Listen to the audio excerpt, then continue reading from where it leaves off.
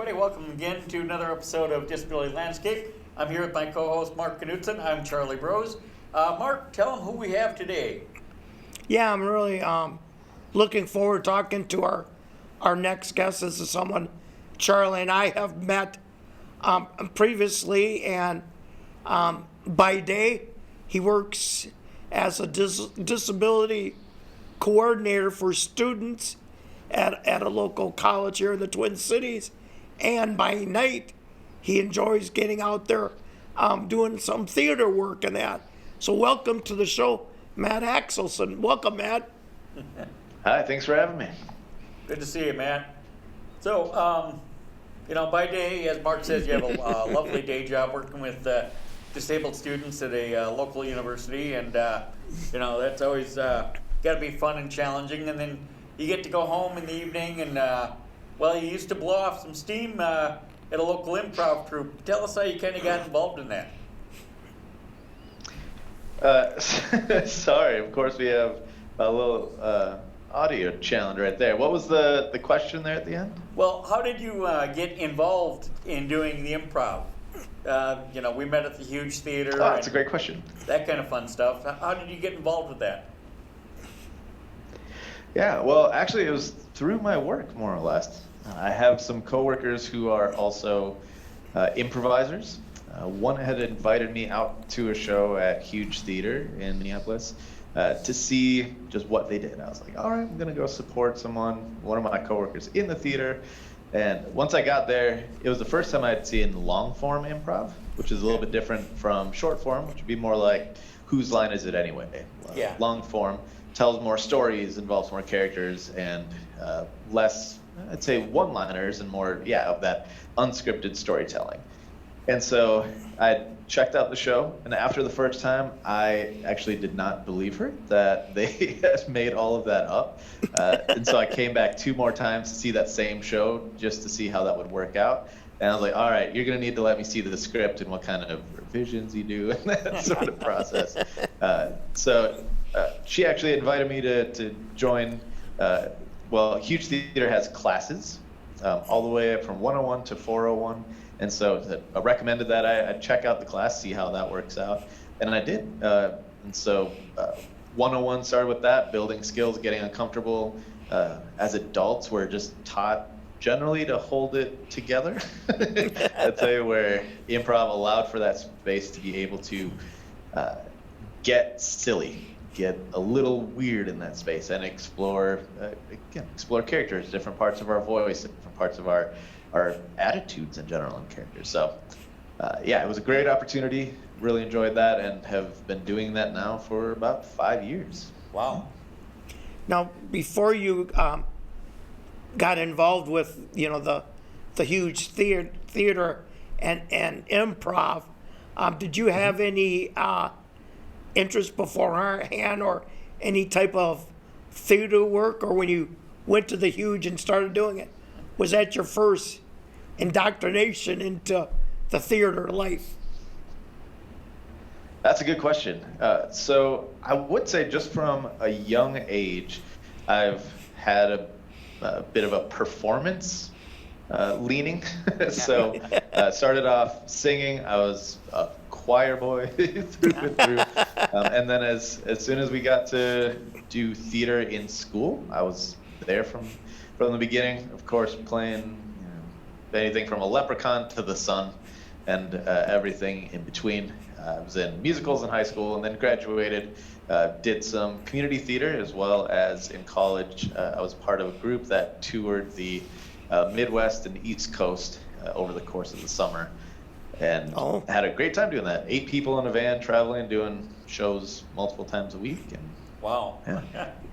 That was theater, but I hadn't done anything as far as actually formal comedy, I'd say. I wasn't doing stand-up. Hadn't really done much even for short form improv other than having watched the show slides anyway, and playing along in my own mind of like, what would I do here? I don't even know.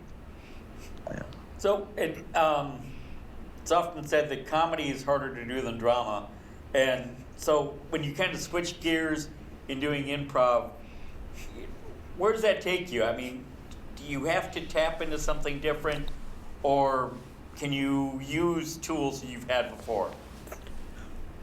That's a great question. Honestly, I think the greatest comedy just comes from life and those experiences. So I think sometimes I'll bring things that have happened to me during that day, that week, things that I've come across during therapy that have been revealed to me in ways that I act, and then just raise that to the next level as I'm going through or bringing a character through an improv.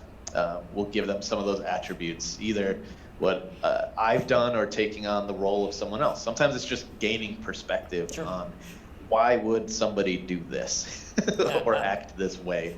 And it'd be fun to play that out and with other people and to see how that can evolve in a situation, whether it be as normal as in an office or out in space. Yeah. So, like during like grade, well, not necessarily grade school, but like junior high and high school, you were involved in theater and that, and with some, with a person like you, with a disability and that, did you find that a helpful way to connect with other students, or were you already connected with friends and other classmates before you did the theater work, or is that what you used to connect with? That's a good question. So I grew up in Wilmer, Minnesota, about 2 hours west of the Twin Cities. I would say my education, for the most part, was pretty well integrated. Went to public school, and so I was, I guess, with a more of an extroverted personality. Was pretty already involved with friends, and so didn't necessarily use it as a connection point as much as a way to get over stage fright, which sounds strange from someone who had been doing this for so long. But I remember some of my first performances, even singing, my eyes would water to the point where I could hardly see anything, but I was still out there wanting to do it. I was still singing and wanting to perform and do that. And as I got older, of course, I think you go through puberty, adolescence, you start questioning a lot of things about yourself. And in a weird way, sometimes wanting to shrink back or trying to just be as normal as possible. I found that being on stage helped me to get over that a little bit, or almost maybe prove to myself a certain level of acceptance. If I could make people laugh, if I could have them feel emotions from some of that work, or I guess just be impressed in those ways. So I think sometimes it was just I don't know that it was necessarily a connection point, other than in high school it was a way to get to know people from a bunch of backgrounds, and you'd find people who were involved in sports and music and quiz bowl and other things like that, still all coming together and doing musicals and plays, and had a great time. Yeah, it does sound like a great way to get to know people and kind of icebreakers, that type of thing. In doing the improv, you are you're stepping into something that you're exploring right there at that moment. It's not like you had a script and you said, okay, I know who this character is. Your mental agility to get into that character so quickly, has that been something that's come easy, or is there the training that helps you discover what you're doing with that character? That's a great question. With a script, you can always mess up the lines, right? Yeah. There's something where I forgot this, I didn't memorize it, or the writer wanted this to be delivered in a certain way. Whereas when you're performing improv, you are the writer, the director, the actor, all in that moment. So it definitely takes exercise. I know when I would tell people I was taking classes or I'd have to go to improv practice, people, that seemed like an oxymoron to them. Like, how do you practice improv? But I told them, if I called you on the spot right now to do some freestyle rapping, would you be able to do that? It's like, no. Like, Exactly. So you're exercising those muscles rather than the specific script, right? So you're not memorizing lines, but you are forming those connections in your mind of how do I pick up these pieces from the environment.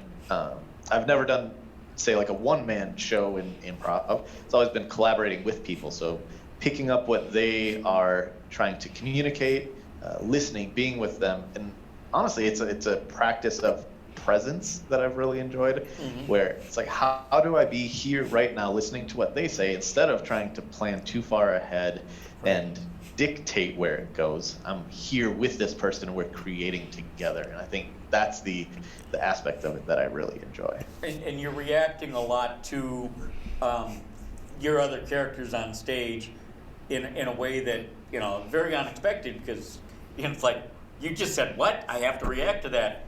Well, yes. So it's exciting, nerve-wracking. I don't think there's ever been a performance where I went out just feeling cool as a cucumber. There's always nerves there for me. But I think that's the exciting part too, doing something that internally feels like there's fear behind it, but being able to conquer that, to get over it, sure. And to do so in a public setting. I have had lines that I've said that I thought would just get a roar and dropped.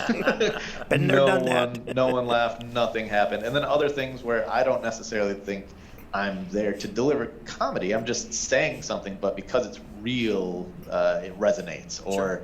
Something happened in their life that felt very similar, and that'll get more applause. I'm like, what? I didn't, But yeah. So like the beautiful thing about improv, and the worst thing about improv is that it's a one-time, one-night thing.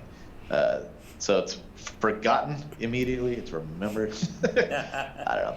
It's, yeah. No one else gets to see that same performance, which is always an interesting because aspect to that I like. I had an interest in doing stand-up, and I was very paranoid about doing it because with stand-up, you're out there all by yourself. So I took improv classes at Stevie Ray's. So I took his three classes. And the reason I took the improv class was to get accustomed to being under the lights on the stage. And what I loved and my theory with improv was, okay, Mark, if you're out there with, the other performers, if it stinks, we all stink. My concern about starting out with stand-up, going out there, and like you say, doing some jokes, and all you hear are crickets. I was just like, no, I think I'll start off with improv. And the question I've got for you, and you can maybe just touch a little bit about your, just a little bit of what disability, you do have, but when you're performing with other people on stage, do you talk to them beforehand a little bit? Because I did when I was doing improv with people. I wanted them to be comfortable with me. So I said, hey, if the situation comes up, feel free to bring my, disability into it and stuff like that. So I said, basically, when I'm on stage, I don't want you to ignore the wheelchair or anything, but still treat it just that's who I am. How do you handle that then? That's a great question. So even pulling that from the beginning of that, I have spina bifida, myelomeningocele. I am a part-time wheelchair user, and otherwise I'm walking with an AFO, or ankle brace, essentially, and a forearm crutch. I don't believe that I've actually performed using my wheelchair, just because for me, I like having the ability, I think, to be able to use the stairs, to be able to jump across the stage quicker. Right. Oh, yeah. And sometimes it is a challenge to use a wheelchair in that space. So it's more been a preference than anything that I've expected judgment. It's just Though at the same time, when using a wheelchair, people have almost a little more familiar with that than just a forearm crutch, and like, how do I work with this? So we do always set up boundaries at the beginning. If it's a jam, where a jam is essentially when people who don't necessarily know each other come together to an event and all perform together or play, improvise together. In those cases, try to set up boundaries just with everyone. But when you get to play with a group, you become more familiar with what's acceptable, what our preferences. But even before each performance, we'll check in, see where we're going, how we feel. Some of the boundaries that I've set up are things that, when I'm using my forearm crutch, I only stand about 5 feet tall or so. And so with short guys, or short people in general, I think for larger people, there's the temptation to pick them up or to move them and stuff. So I'm like, never lift me. Don't touch me. It's more just lack of comfort, and why would you do that? I believe that you are capable of better things than like just grabbing onto that or grabbing onto me, I guess. Also with my crutch, typically I will say, don't touch that unless I introduce it as something in the scene. Or don't act necessarily like it's there unless, again, I call attention to it. One time I had intentionally fallen on stage, and I put my crutch up and asked someone, like, drag me away. And they were like, I don't know if I can. I was like, I just told you to, so you can do that. That's all right. And so it grabbed and like pulled me back, which was, I enjoyed it. And another time where I ended up actually as an elderly person in a nursing home using a walker while I had my forearm crutch dangling from my arm. So some of the people who were watching that said that was an interesting thing to see happen. But the thing I love about improv is anything is possible, even the weird stuff, and especially the weird stuff. Yeah. So now, we've been stuck with this lovely pandemic now for multiple months, 9-10 months, and I was just starting to get involved in the improv theater, and everything was shut down. You've been doing this for 5 years. What do you do to cope with not having that mechanism to do, to get back out there and make people laugh, or just use your imagination? Do you have another outlet you can use right now? That's a great question. I've worked with a group of folks around setting up like a jam, like I talked about previously, where you're getting together, you don't necessarily know who's going to be there, but setting it up in an online format. So each Thursday night, we have that set up to where we're able to get together virtually. Like you mentioned, it's definitely not the same as performing in front of an audience or really being there in person and exploring that, but there are different things you can explore in the digital space that you may not be able to in person. Things like the use of the camera and how close we are to things. Most people don't want to be in the front row and have you right in their face, but we get to play with this, or going off camera and actually not being visible, things like that. So we've been able to do that while still keeping the like exercising those parts of our brain that are able to remain creative, again, to explore that presence and listening to one another. We'll also just joke around and have a good time there. Like you said, it's not been the same, but so I'm looking forward to that opportunity to get back into the theaters when they open up, and trying to support them in whatever ways to be able to stay open while we're not able to be present and people aren't doing that. So some online performances will still sell tickets, gift cards to the different places, things like that, to help that community still be there even when while we're not right now. Okay. I found, because people ask, Mark, how did you enjoy doing the comedy stuff and what have you, and how did you get started? And really, I told them by being a person with a disability, I always found, because, and I'm sure you've had growing up too, you've had these situations where someone meets you for the first time, they see you have a disability. mine is very obvious. It's with a wheelchair, so I kind of got stamped, disabled person. Yours might be a little different because people might do a double look like, well, I wonder if this guy's disabled or not. But I guess what I'm getting at, too, is that whenever I met someone, I could tell that they weren't comfortable or they were concerned they were going to say something stupid. And most of us, if you're afraid you're going to say something stupid, you don't say anything. They stay quiet. I mean, there's some people that just say stupid things, but most people stay quiet.